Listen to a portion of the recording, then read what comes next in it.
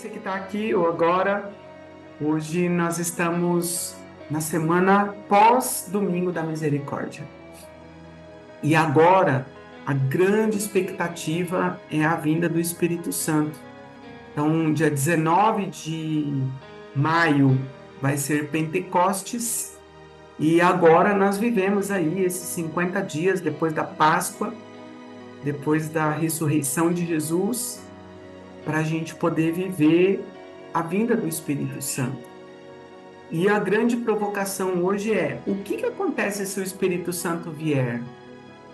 Você já pensou, imagina, se nós vivendo esses 50 dias acontecesse como o Espírito Santo lá em Pentecostes, no cenáculo, a gente poder receber o Espírito Santo como línguas de fogo, como um vento impetuoso. Já pensou? Dia 19 de maio, você aí na sua casa, onde você estiver, não sei, e de repente começasse um vento dentro da sua casa e línguas de fogo, e o Espírito Santo descesse sobre você e transformasse você numa nova pessoa, o que aconteceria? É essa provocação, é essa espera que nós estamos vivendo agora e vamos viver agora. E o que aconteceu nesses 50 dias depois que Jesus ressuscita? Semana passada estavam os discípulos de Emaús, e os discípulos de Emaús reconheceram Jesus no partir do pão, e agora nós estamos aqui esperando o Espírito Santo. Como é que estavam os apóstolos? Como é que estavam os discípulos esperando o Espírito Santo? Nós não sabemos como é que estava o coração daqueles homens, mas a palavra revela um monte de situações. Primeiro, muitos voltaram a fazer o que eles faziam antes de conhecer Jesus. Alguns voltaram a pescar, outros voltaram a trabalhar, fazer o que eles faziam. Por quê? Porque, puxa, Jesus tinha sido crucificado, alguns falaram que ele ressuscitou, mas eles estavam com muito medo disso tudo, né? E eles voltaram, e muitos dos discípulos, apóstolos, ficaram escondidos, com medo do que os romanos, do que os judeus iam fazer. Então eles estavam ali escondidos. E o que aconteceu nesses 50 dias? Nesses 50 dias, Jesus aparece para eles. A palavra de Deus vai aparecer 10 vezes que Jesus apareceu para os discípulos depois da ressurreição até o Pentecostes. Então, uma das vezes, né, que Jesus aparece para os apóstolos, como que foi? Eles estavam com medo, fechados à porta, com medo dos judeus, medo dos romanos, e de repente Jesus surgiu no meio deles. Quer dizer, Jesus apareceu mesmo no meio deles. E ele disse: a paz esteja convosco. Essa palavra é forte demais, né? Essa palavra é linda demais. A paz esteja convosco. Jesus aparece no meio deles e diz: a paz esteja convosco. Olha, só da gente ouvir soar essa frase, já mexe alguma coisa dentro do nosso coração. Imagina Jesus aparecer aí na tua casa, aparecer no teu trabalho, aparecer onde você estiver e dizer para você e para os seus, né? A paz esteja convosco. E o que Jesus fez mais? Saudou um por um. Por quê? Porque muitos pensavam que ele era um fantasma. Sabia disso? Eles pensavam que era um fantasma que tinha aparecido no meio deles. Até eles comentavam entre eles. Mas Jesus fez questão de saudar. E como era saudar naquele tempo? Era um beijo, né? Eles davam um beijo. Então Jesus saudou um por um para eles verem que não era um fantasma, era ele mesmo. e depois ele mostrou as mãos e mostrou o lado. Porque o lado foi furado com a lança, não é isso? Então ele mostrava as mãos e mostrava o lado. E ele dizia o quê? A paz esteja convosco. Em hebraico, Shalom Aleichem. Olha, eu não sei se a pronúncia é essa, mas Shalom Aleichem. E também em árabe, até a gente já falou aqui uma vez, né? Salam Aleikum. A paz esteja convosco. Não é? Então, olha só, dois povos diferentes, os judeus e os árabes, que são os muçulmanos. Gente, esse é o sinal, entende? Olha só, a mesma saudação, a paz estejam convosco. Em alguns momentos são inimigos, não se dão bem, não convivem juntos, mas a mesma saudação em línguas diferentes, a paz esteja convosco. Significa o quê? Que é Deus que fala no coração do homem. E nós também, nós deveríamos nos encontrar e nos saudar assim. A paz esteja contigo, a paz esteja no teu coração, a paz esteja convosco. Quando a gente entrasse numa casa, a gente deveria dizer, a paz esteja convosco. E Jesus fez isso numa das 10 vezes que ele apareceu para os discípulos, ele fez isso. E nessa vez não estava Tomé, e depois na outra ele falou para Tomé, vem aqui, coloca o teu dedo. Não é? Depois tem a outra que ele apareceu, ele estava no mar da Galileia, fazendo os peixes na praia, e os discípulos, Pedro estava lá pescando, pulou na água, foi lá nadar. Esses homens estavam ali com medo, apavorados. Qual é a espera do Espírito Santo? E olha, agora nós estamos há 39 dias. Lembra 40 dias? Lembra os 40 dias? Toda vez que tem o 40 é uma espera, é uma preparação. Então começou ontem a preparação para a gente receber o Espírito Santo.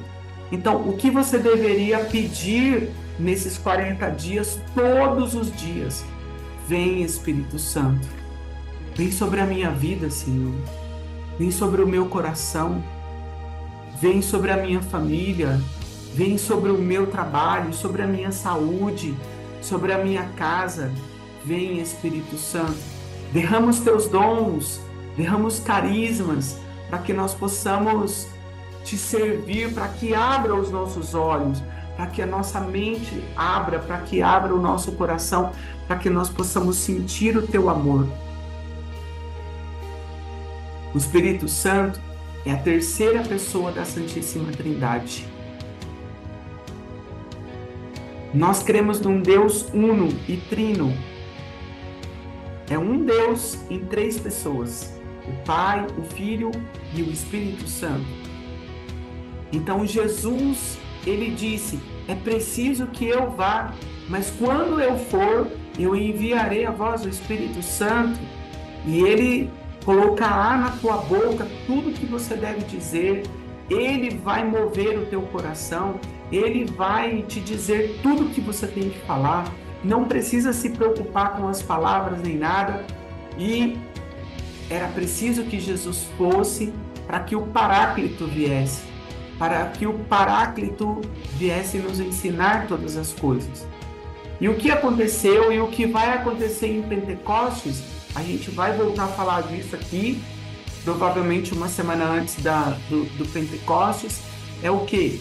É que quando o Espírito Santo veio sobre aqueles homens reunidos no cenáculo, aqueles homens medrosos, inseguros, cheios de dúvidas, cheios de medo de morrer, cheio de medo dos romanos, dos judeus, aqueles homens se transformaram em homens cheios de coragem, cheios de vida, cheios de alegria, cheios do Espírito Santo, e aqueles homens começaram a anunciar a palavra de Deus.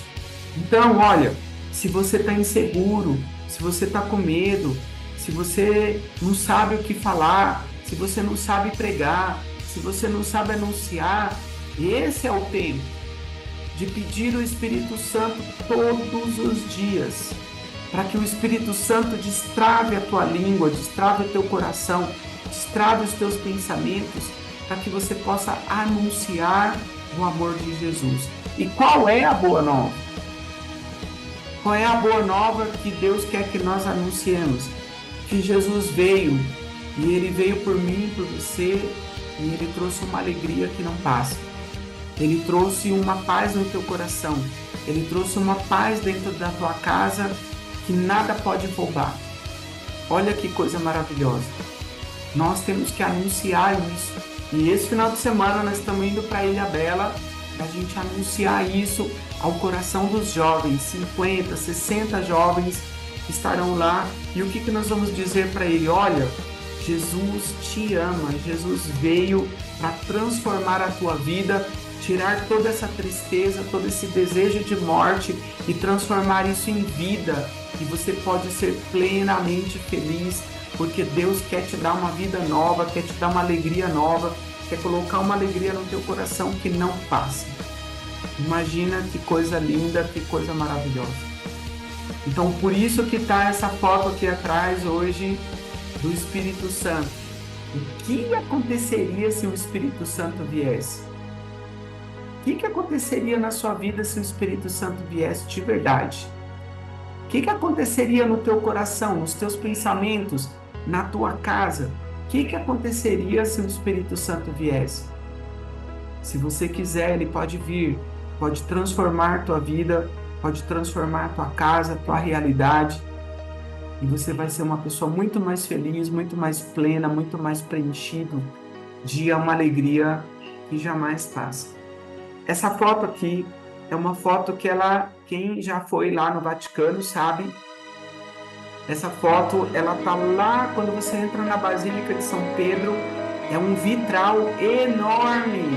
Ele tá lá no fundo da Basílica de São Pedro. E aqui nós estamos vendo ele grande, né? Mas lá ele é gigantesco. Ele é gigantesco. E ele está lá, iluminando a igreja. E qual que é o símbolo, né? Essa iluminação que tem aí, essa pedra é uma pedra de alabastro e ela é transparente nessa cor aí, ó. Então eles construíram, o artista construiu esse vitral com pedras de alabastro e lá atrás bate o sol e ilumina e dá essa iluminação aí que você está vendo. É a coisa mais linda do mundo. Se você tiver oportunidade, vá lá no Vaticano, vá lá ver esse vitral.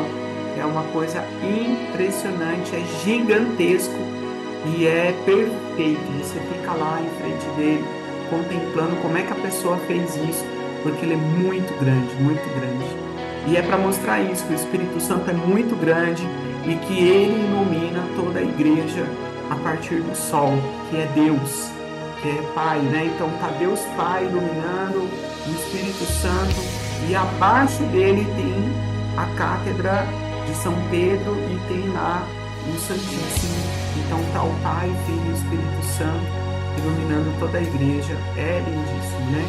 Bom, então te convido a fechar teus olhos um minuto e a gente fazer um momento de oração e pedir que o Espírito Santo nos ilumine nesses 39 dias que falta para Pentecostes, que você possa pedir o Espírito Santo a iluminar a tua vida. Então fecha os teus olhos. Espírito Santo de Deus, nós te entregamos esse momento, Senhor. E nós te pedimos, vem, Senhor, vem sobre os meus pensamentos, vem sobre o meu coração, vem sobre a minha vontade, sobre os meus desejos. Vem, Senhor, sobre a minha vida. Preenche tudo que é vazio, preenche tudo que é escuridão, preenche tudo que é trevas na minha vida, toda a tristeza, toda a solidão, preenche tudo com a tua luz, com essa luz que jorra do altar lá na Basílica de São Pedro, que essa luz possa iluminar o meu coração, o meu espírito, que o Espírito Santo como línguas de fogo possa entrar no meu coração, como um vento impetuoso, possa soprar sobre mim e que eu, barro, pó da terra, possa ser restaurado numa vida nova, Senhor. E a visão que você dá é o vale dos ossos ressequidos, onde aqueles ossos ressequidos, com o sopro de Deus, começa a criar carne, músculos e se tornam seres viventes novamente. E nessa noite eu te peço, Senhor, restaura todos aqueles que estão mortos espiritualmente. Nós já te pedimos, vai até a ilha dela, Senhor. Todos aqueles que têm o desejo de morte, todos aqueles que têm o desejo de suicídio, de tirar a própria vida, Senhor, nós te pedimos, já toca esses corações, esses pensamentos, já tira todos esses desejos de morte, que teu Espírito Santo possa varrer daquela ilha todo espírito de morte, Senhor, que você possa ser Senhor daquela ilha, iluminar aquela ilha, tirar todas as trevas daquela ilha, para que teu nome seja honrado e glorificado. Vinde, Espírito Santo, enchei os corações dos vossos fiéis e acendei neles o fogo do vosso amor, e enviai o vosso Espírito, e tudo será criado, e renovareis a face da terra. Oremos, ó Deus, que instruísse os corações dos vossos fiéis com a luz do Espírito Santo, fazer que apreciemos retamente todas as coisas, segundo o mesmo Espírito, e gozemos sempre da sua consolação. Por Cristo, Senhor nosso. Amém. Que desça sobre nós a bênção do Pai, do Filho e do Espírito Santo. Amém.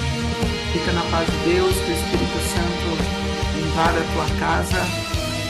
Shalom Aleichem.